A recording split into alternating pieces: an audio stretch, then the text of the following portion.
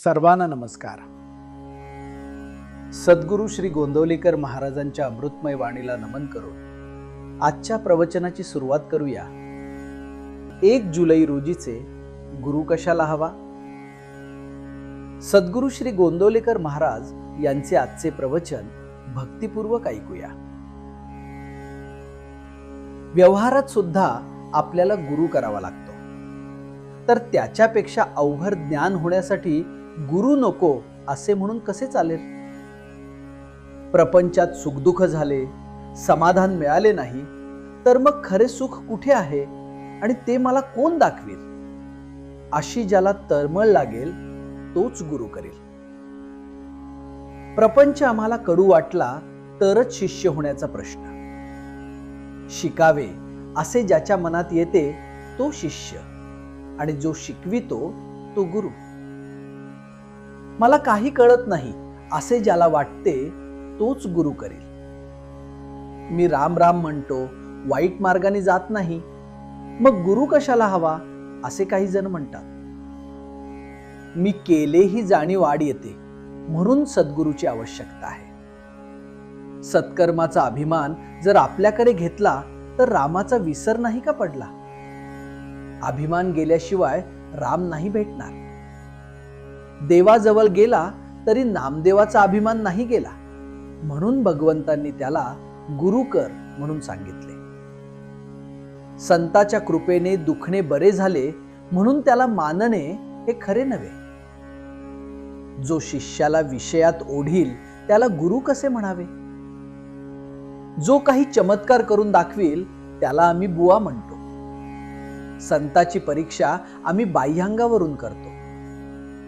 सर्वानुभूती भगवंत ज्याला पाहता येईल त्याला संताची खरी ओळख होईल. संताच्या संगतीत आपल्या मनावर जो परिणाम होतो त्यावरून आपण संताची परीक्षा करावी. माझे चित्त जिथे निर्विषय होईल तिथेच संताची खरी जागा म्हणता येईल.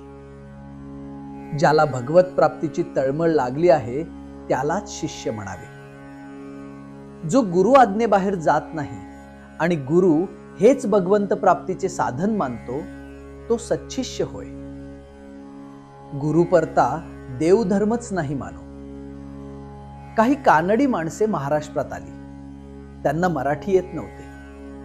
त्यांनी एक दुभाषी गाठला आणि त्याच्या मागोमाग ती पुष्कळ ठिकाणी हिंडली. त्यांची चिंता आणि जबाबदारी त्या दुभाष्यावर पडली. तशी आपण दुभाष्याची म्हणजे सद्गुरूची संगत केली पाहिजे. तो म्हणेल तिथे जावे, तो सांगेल तसे करावे, मग परमात्मा मिळेलच. शास्त्रे आणि वेद अनंत आहेत. ते शिकायला आपल्याला वेळ कुठे आहे. सद्गुरूंनी नवनीताप्रमाणे सर्व साधनांचे सार असे जे नामसाधन सांगितले ते आपण करावे, म्हणजे भगवंताचे प्रेम लागेलच. बाजारात गेल्यावर जो माल आपल्याला अनुकूल आणि माफक दराचा असेल तोच घ्यावा. त्याप्रमाणे परमार्थाच्या अनेक साधनात आपल्याला अनुकूल आणि माफक असे नामस्मरण हेच एक उत्तम साधन आहे. तेच करावे आणि आनंदाने राहावे.